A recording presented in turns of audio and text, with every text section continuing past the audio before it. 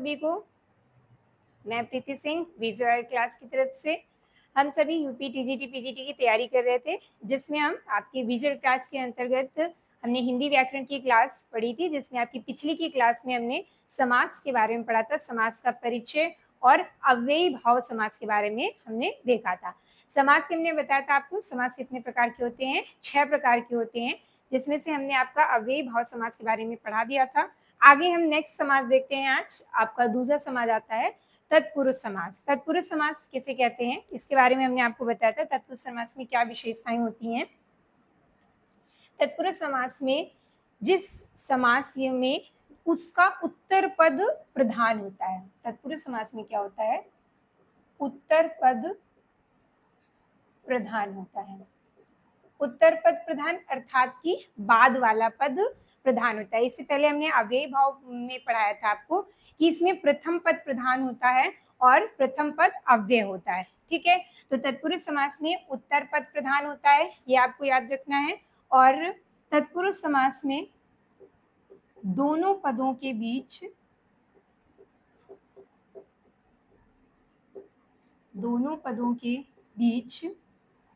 कारक चिन्हों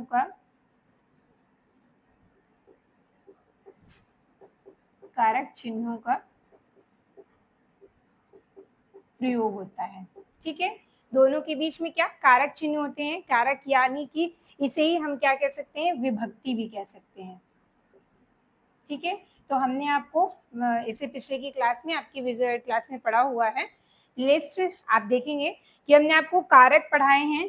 ठीक है, कारक क्या होते हैं और विभक्तियां हमने आपको बताई है। तो 8 कारक हिंदी में होते हैं, लेकिन आज हम इसमें देखते हैं कि तत्पुरुष समास के अंतर्गत कितने कारकों को लेकर के तत्पुरुष समास को प्रकार बताए गए हैं। तत्पुरुष समास के प्रकार जो हैं वो विभक्तियों के अनुसार कितने प्रकार के होते हैं, 6 प्रकार के होते हैं। ठीक है, कैसे, विभक्तियों के आधार पर। विभक्तियों के आधार पर आपके तत्पुरुष समास 6 प्रकार के होते हैं। चलिए इसमें हम पहला देखते हैं। पहला कौन सा है, पहला आपका आता है कर्म तत्पुरुष। कर्म तत्पुरुष, कर्म तत्पुरुष जिसमें हमने आपको बताया था कर्ता ने कर्म को करण से संप्रदान के लिए, इस तरह हमने आपको बताया था। तो इसमें तत्पुरुष के प्रकार में समास में अगर हम देखेंगे तो पहला कौन सा आएगा, आपका कर्म तत्पुरुष। ठीक है, इसे हम क्या कहते हैं, ये किसमें आता है, आपका द्वितीय तत्पुरुष। इसे द्वितीय तत्पुरुष भी कहते हैं। ठीक है, तो आपका पहला प्रकार क्या है, कर्म तत्पुरुष या द्वितीय तत्पुरुष भी कहते हैं। और इसके अनुसार इसमें देखते हैं, इसमें कर्ता ने कर्म को, तो इसमें कौन सा विभक्ति चिन्ह आपको मिलेगा, को। ठीक है, ये आपको याद रखना है। चलिए उदाहरण देखते हैं, एग्जाम्पल से समझते हैं। उदाहरण आपका जैसे पहला गगन चुंबी। गगन चुंबी, गगन चुंबी अर्थात इसका जब हम समास विग्रह करेंगे तो क्या बनेगा, गगन को चूमने वाला। गगन चुंबी, गगन को चूमने वाला। ठीक, तो यहाँ पे क्या कौन सा विभक्ति चिन्ह प्रयोग हो रहा है, को। ठीक, इसी तरह है यश प्राप्त। यश प्राप्त, यश प्राप्त है, यश प्राप्त का क्या हो जाएगा, यश को प्राप्त। यश को प्राप्त। ठीक है, तो इसमें कौन सा कारक चिन्ह आपका का को शब्द प्रयोग है, जैसे ग्रहागत। ग्रहागत, ग्रहागत अर्थात इसमें क्या हो जाएगा, ग्रहागत, ग्रह को आगत। गृह को आगत, आगत मतलब कि आया हुआ, तो घर को आना, गृह को आगत। तो यहाँ पे आपका को कारक चिन्ह का को विभक्ति का प्रयोग हुआ। तो को विभक्ति जहां पे आपको मिलेगी तो वो किसमें होगा, आपका कर्म तत्पुरुष होगा या द्वितीय तत्पुरुष उसके अंतर्गत आता है। ठीक, इसी तरह जैसे आपका कष्टापन्न है, जैसे कष्ट को आपन्य। आशातीत, आशा को अतीत। ठीक है, चलिए हम नेक्स्ट देखते हैं। ये आपका पहला हो गया कर्म तत्पुरुष।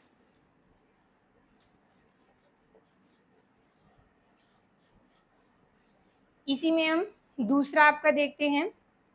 दूसरा प्रकार है आपका करण तत्पुरुष। करण तत्पुरुष या इसे क्या कहेंगे, तृतीया तत्पुरुष। तृतीया तत्पुरुष। इसमें भी आपको देखना है कि कर्ता ने कर्म को करण से, तो यहाँ पे कौन सी विभक्ति प्रयोग है, करण से या के द्वारा। हमने आपको बताया था करण क्या होता है, कोई साधन होता है जब किसी साधन का प्रयोग किया जाता है। ठीक है, यहाँ पे आपकी विभक्ति कौन सी प्रयोग है, से या के द्वारा। ठीक, करण या तृतीय तत्पुरुष आता है। चलिए इसमें उदाहरण देखते हैं। उदाहरण आपका जैसे कि हो गया वाग युद्ध। वाग युद्ध, वाग युद्ध है तो वाग युद्ध का क्या हो जाएगा, वाणी से युद्ध। वाणी से युद्ध। कैसे, वाग युद्ध यानी कि वाणी से, वाणी से युद्ध करना आपका वाग युद्ध कहलाता है। तो यहाँ पे क्या हो जाएगा, आपका करण तत्पुरुष या तृतीय तत्पुरुष बनेगा। इसी तरह आपका नीति युक्त। नीति युक्त, नीति युक्त यानी कि नीति से युक्त, क्या बन जाएगा आपका, नीति से युक्त। ठीक है, चलिए इसी तरह देखते हैं जैसे ईश्वर प्रदत्त। ईश्वर प्रदत्त। अब इसमें देखिए आपने क्या लिखा है, ईश्वर प्रदत्त। तो यहाँ पे क्या हो जाएगा इसका, ईश्वर के द्वारा, ईश्वर के द्वारा प्रदत्त यानी कि प्राप्त, ईश्वर के द्वारा प्राप्त। ठीक, ईश्वर प्रदत्त क्या हो गया, ईश्वर के द्वारा प्राप्त। तो हमने क्या बताया कि जब आपके के द्वारा या से विभक्ति का लोप होता है किसी भी समास में, तो क्या आपका बन जाता है, वो करण तत्पुरुष या तृतीय तत्पुरुष के अंतर्गत आता है। ठीक है, तत्पुरुष समास में आपके जैसे सुरचित, सुरचित यानी सूर्य के द्वारा रचित। ठीक है, इसी तरह हो गया जैसे तुलसी रचित यानी तुलसी जी के द्वारा रचित। ये आपका दूसरा तत्पुरुष समास के बारे में हो गया। चलिए अगला देखते हैं हम। तीसरा आपका हो गया संप्रदान। संप्रदान तत्पुरुष। संप्रदान तत्पुरुष या इसे क्या कहेंगे, चतुर्थ तत्पुरुष। ठीक है, संप्रदान तत्पुरुष या चतुर्थ तत्पुरुष। तो संप्रदान के लिए क्या होता है, संप्रदान में आपकी विभक्ति प्रयोग होती है, कर्ता ने कर्म को करण से संप्रदान के लिए। इसमें कौन सी विभक्ति प्रयोग होती है, के लिए। जब हम किसी के लिए कोई कार्य करते हैं तो वहां पे क्या होगा, आपका संप्रदान कारक होता है, यानी कि संप्रदान तत्पुरुष आपका वहां पे प्रयोग होगा। चलिए इसमें उदाहरण देखते हैं। उदाहरण के द्वारा आपको समझ में आएगा कैसे यहाँ पे संप्रदान कारक, जैसे देशभक्ति। देशभक्ति, देशभक्ति के लिए क्या हो जाएगा, देशभक्ति के लिए हो जाएगा देश के लिए भक्ति। देश के लिए भक्ति। ठीक है, क्या हो गया, देशभक्ति, देश के लिए भक्ति, किसी के लिए। जैसे कि आपका हो गया विद्यालय। विद्यालय ये आपने बहुत देखा होगा। तो विद्यालय में क्या हो जाएगा, विद्या के लिए आलय। विद्या के लिए आलय। विद्या के लिए आलय है तो क्या हो जाएगा, विद्या, विद्यालय आपका किस समास में आएगा, संप्रदान तत्पुरुष में आएगा, जिसमें कि चतुर्थ तत्पुरुष भी कहते हैं, क्योंकि यहाँ पे आपकी कौन सी विभक्ति प्रयोग हो रही है, के लिए। ठीक है, के लिए विभक्ति चिन्ह का प्रयोग होगा तो आपका वो चतुर्थ तत्पुरुष या फिर संप्रदान तत्पुरुष के अंतर्गत आता है। जैसे रसोई घर, जैसे आपका रसोई घर, यानी कि रसोई घर का क्या हो जाएगा समास विग्रह, रसोई के लिए घर। ठीक, हथकड़ी, हथकड़ी हाथ के लिए कड़ी, हाथ के लिए कड़ी किसमें आ जाएगा आपका, संप्रदान तत्पुरुष के अंतर्गत आएगा। डाक गाड़ी, डाक के लिए गाड़ी। ठीक है, चलिए अगला देखते हैं हम।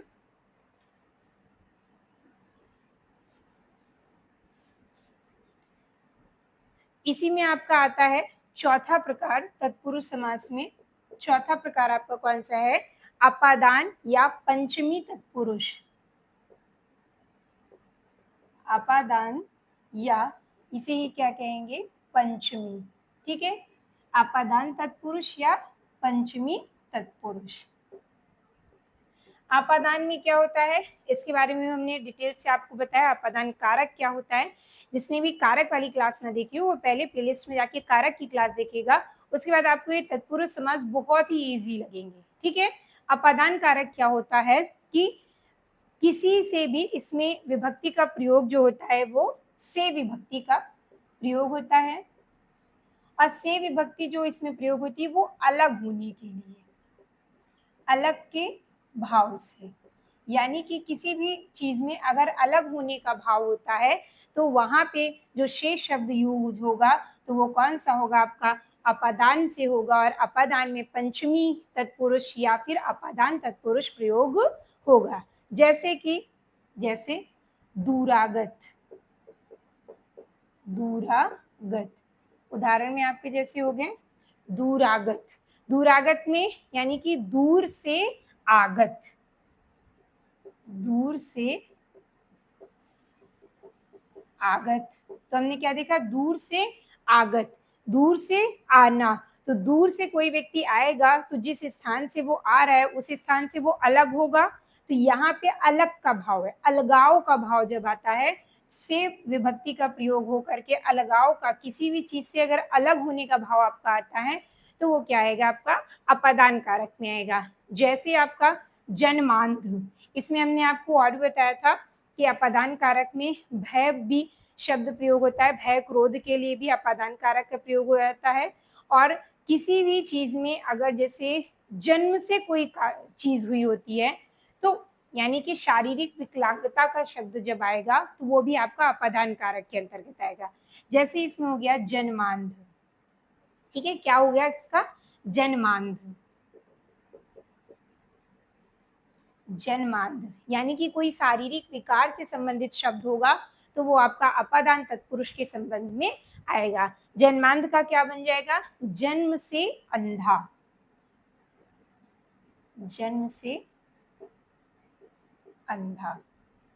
ठीक, तो जन्म से अंधा जन्मांध हो गया। जन्म से अंधा है यानी कि कोई भी चीज हमने बताया कि जन्म से अगर किसी चीज का कोई विकार है तो वहां पे आपका अपादान कारक होगा। इस तरह आपका ऋण मुक्त, ऋण मुक्त यानी कि ऋण से मुक्त, ऋण से मुक्त। तो ऋण से है, ऋण से क्या, ये अलग होने का भाव है, ऋण से हम मुक्त हो गए यानी कि अलग हो गए ऋण से। तो जहां अलगाव का भाव आएगा वहां पे आपका पंचमी होगा तत्पुरुष या फिर अपादान तत्पुरुष होगा। इसके अलावा जैसे हो गया आपका कामचोर, ठीक है, तो कामचोर यानी कि काम से जी चुराने वाला। चलिए, ये हो गया आपका तत्पुरुष समास के अंतर्गत 4 प्रकार हमने देखे। अब हम अगला 5वां प्रकार देखते हैं आपका तत्पुरुष समास में। 5वां प्रकार कौन सा है आपका, संबंध तत्पुरुष।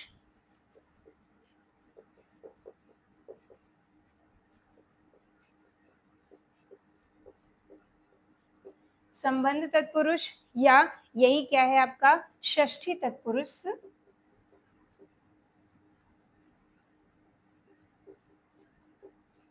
होता है। ठीक है, संबंध तत्पुरुष या षष्ठी तत्पुरुष। संबंध में क्या होता है, संबंध में हमने आपको बताया थे कौन सी विभक्ति चिन्ह होती है, का, की, के, का, की, के, रा, री, रे, इन सब का लोप होता है। इसमें कौन सी विभक्ति चिन्ह, का, की, के। जैसे कि आपका उदाहरण में राजपुत्र, राजपुत्र, तो राजपुत्र का क्या हो जाएगा, राजा का पुत्र, राजा का पुत्र। आपकी का विभक्ति प्रयोग हो रही है। का विभक्ति किसमें प्रयोग होती है, आपकी संबंध तत्पुरुष या फिर षष्ठी तत्पुरुष में आपकी का की के शब्द का प्रयोग होता है। जैसे इसमें पराधीन, पराधीन अर्थात इसका क्या हो जाएगा, समास विग्रह करेंगे तो पर से अधीन, पर के अधीन, यानी कि दूसरे के अधीन। ठीक है। इसी तरह हो गया आपका देश रक्षा, देश रक्षा तो यानी कि देश की रक्षा।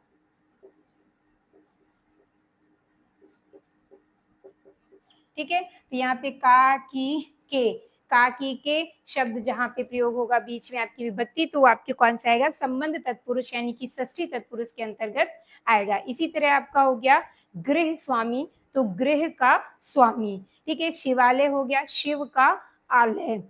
इसी तरह आपका आ गया विद्यासागर, यानी कि विद्या का सागर। ठीक है। तो आपको समझ में आया।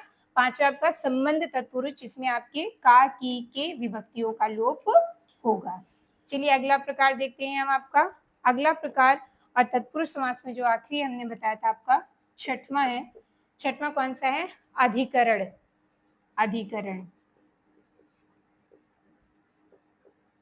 अधिकरण तत्पुरुष या अधिकरण में कौन सी विभक्ति प्रयोग होती है, इसमें सप्तमी, सप्तमी तत्पुरुष।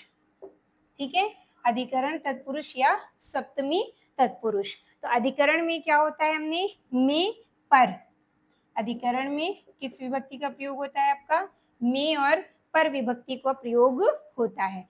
उदाहरण में देखते हैं, जैसे अधिकरण कारक के उदाहरण में आपका हो गया जैसे शोक मग्न। कौन सा, शोक मग्न। शोक मग्न यानी कि शोक में मग्न, क्या हो जाएगा आपका इसमें, शोक में मग्न। तो आपकी कौन सी, में विभक्ति चिन्ह का प्रयोग हुआ। में विभक्ति चिन्ह किसमें आता है, आपका अधिकरण तत्पुरुष में। इससे गया पुरुषोत्तम, पुरुषोत्तम, पुरुषों में उत्तम, पुरुषों में उत्तम। ठीक। तो ये आपका हो गया पुरुषोत्तम। इसी तरह आपका हो गया आनंद मग्न, आनंद मग्न। तो क्या हो जाएगा इसका, आनंद में मग्न, आनंद में मग्न। इससे आपका जैसे हो गया आप बीती, आप बीती, तो आप बीती का क्या हो गया, आप पर बीती, आप पर बीती। ठीक है। तो आप बीती हो गया। इसी तरह ये आपका हो गया अधिकरण तत्पुरुष के अंतर्गत। आपकी हमने आज तत्पुरुष में कितने देखे, 6 प्रकार देखे। तो आज से आपका तत्पुरुष समास खत्म होता है। अगली क्लास में हम आपके तत्पुरुष समास के आगे जो है कर्मधारय समास के बारे में पढ़ेंगे। ठीक है।